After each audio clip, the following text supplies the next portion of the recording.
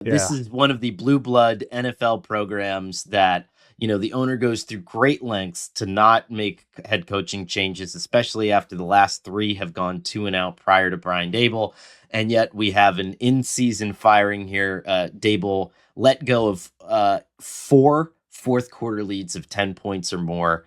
Jackson Dart has been in and out of the medical Yep. tent by way of usage, and I feel like the team just decided, hey, we can't do this anymore. I think they also wanted to get a look at Mike Kafka, and we'll start there, Albert. I mean, what is your sense of why the Giants decided to make this move now? I have an I idea of what they might be looking for, but this is still. yeah. I mean, I think we all knew he was going to go at the end of the year, but this still represents a little bit of a surprise to me. Yeah, I think if anything, it's like the definition of insanity, right? Like it's doing the same thing over and over again. Right. I mean, this is the third straight year. It kind of like caught me off guard, but this is the third straight year they're 2-8 after 10 games, which I Right. didn't realize that until somebody pointed it out to me. And I think the way they're losing the games too, and it's the inability to build any sort of momentum. It's been almost 2 years since they've won consecutive games, which is obvious Wow. not a great sign. Yeah, it was like right around Thanksgiving of 2023, the last time they won consecutive games. And then I think it's the inexplicable losses, right? Like it's okay, like we've got things on track now, and I'm pulling it up because I don't have it right in front of me, but it's the all right, like we didn't start great, but now we beat the Chargers, right? Like that was a huge win, and it looked like that's like the Jackson Dart coming out party. And then they lose to the Saints the Right. next week, right? Like, and then they come back off of that, and they have Kim Scatabo and Jackson Dart ripping their shirts off with Fitz on the set, and it looks like okay, like they beat the Eagles now, so now's the point where they're going to build momentum, and they come off of that, and you have the Broncos game, where they blow what was it, an 18-point lead in the fourth quarter. Yeah. It's just like this inability to build any sort of momentum and get untracked. It's the same things happening over and over again. And I think, being up by 10 points in Chicago with what was it, like 6:15 to go when Chicago got the ball, and just having that inability to finish that one off, taking nothing away from the Bears, but as good as they've been, I don't think we're talking about the Chiefs here, I think it just kind of got to the point for them where it was like these things keep happening, and like for better or worse, I feel like they felt like they had given Brian Daboll enough shots to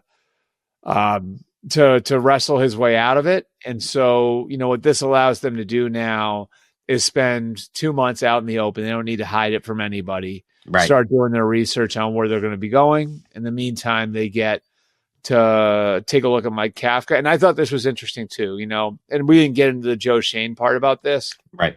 but I thought this was interesting. So Joe Schoen was in Miami in 2015. Do you know who the interim coach was there that year? Dan Campbell? Yep. Dan Campbell. Okay. And by the end of the year, you know who his coordinators were? Oh, God, that's a long time ago. No. Who were they? Zach Taylor and Lou Anarumo. So, I think one of the things that helps Kafka here is Joe Schoen's experience, right? Like in that, he went through that in 15, and I think there was support in the building to keep Dan Campbell as the head coach. And they didn't wind up doing it. They wound up going to Adam Gase instead. But I think that's at least like one of these things in the background where you look at it and say, like, let's give Mike Kafka like a real shot at it. And is the likelihood he's going to be the coach in 2026? No.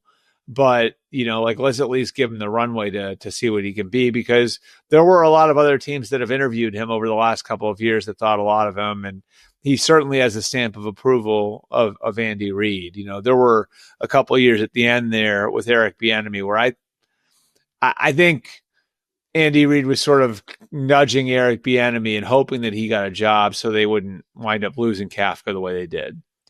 Yeah. And it's when you talk to people around the league, I mean, Kafka's name there's some people that don't think he's ready or that don't think he's necessarily like a head coaching candidate. Yeah. There's some people who swear by him and are amazed that he hasn't gotten a shot yet. And here's his chance. He's already reshaping the roster in one way. I mean, it looks like Jameis Winston's going to be the backup, which like Which why at least amps up the entertainment value.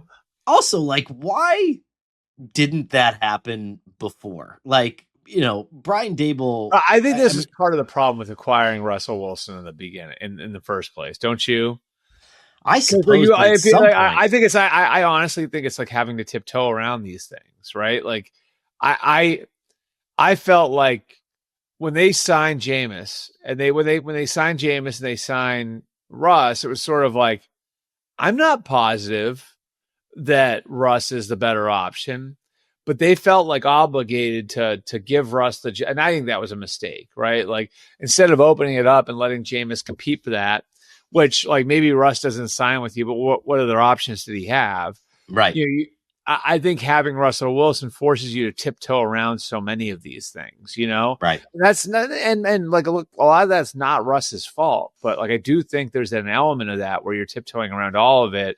And so, it's like, okay, like, well, if we're going to Jackson's out, well, we can't completely embarrass Russell Wilson and make him the third string guy. So let's just keep him as the backup. I think that's sort of how you get there. Yeah, I mean, it's also it's like the equivalent. This would be like the interim head coach equivalent of removing the ping pong table, right? It's just like, okay, well, it'll be a popular move, I would imagine. Like Russ, God love him, No more cornhole in the locker room. no more cornhole. God love Russ, but I think we all know that he's an acquired taste personally. And I Yeah. think, especially in situations where time and time again this year, I mean, whether it was getting stonewalled at the goal line, whether it was being so bad in the red zone that Brian Daboll opted to kick like a 19-yard field goal last week, which may have ultimately been his undoing, right?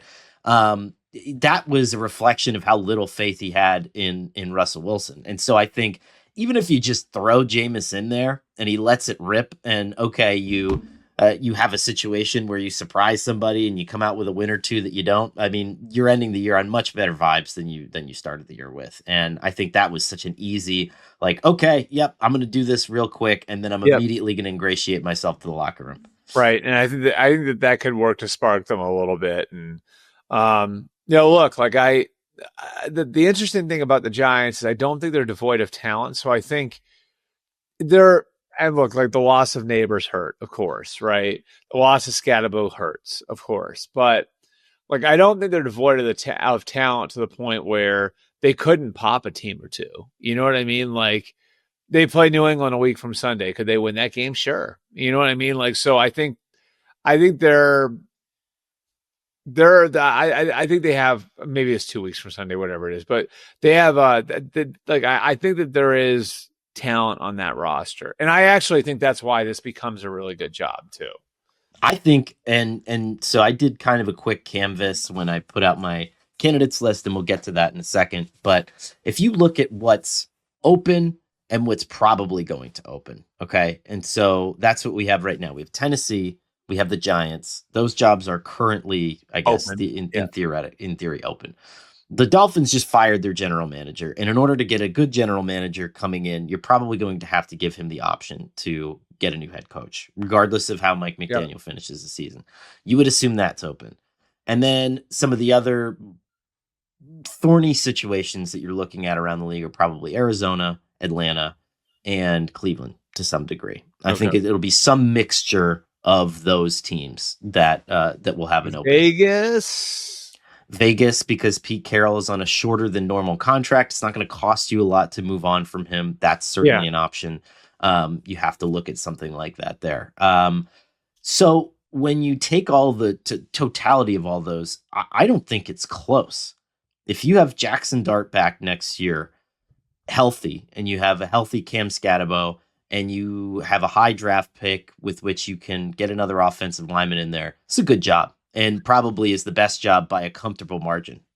Right. I mean, like I've been like I've taken the cheese the last couple of years, so I'm probably biased here on the Giants, right? Like, but I felt like generally teams that are good at the lines of scrimmage are capable of staying in every game. And, I look at like where they're at, like with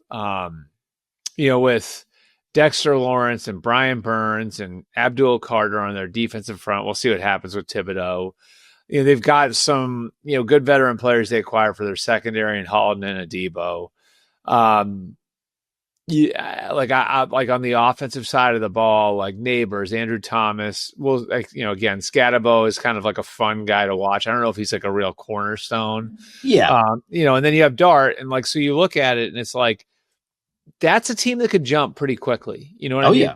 That's a team that like you bring in the right GM, you've got some room to operate from a cap standpoint, and I like, and it's like the Eagles are great, right? Like. But you like I think you've got a chance to make a move in the NFC East if you can get this one right. And the problem is the Giants just haven't gotten it right. Like the interesting thing to think about too is the last time they got a head coaching hire right was in 2004. I mean, it's true though, right? Yeah. Yeah. That's undeniable at this point, which is makes me feel old, but a generation ago. You're probably in like high school or something. Oh God, when they hired Tom Coughlin, I was a junior in high school. Yeah. I knew it. I shouldn't have even brought that up. I walked right into that.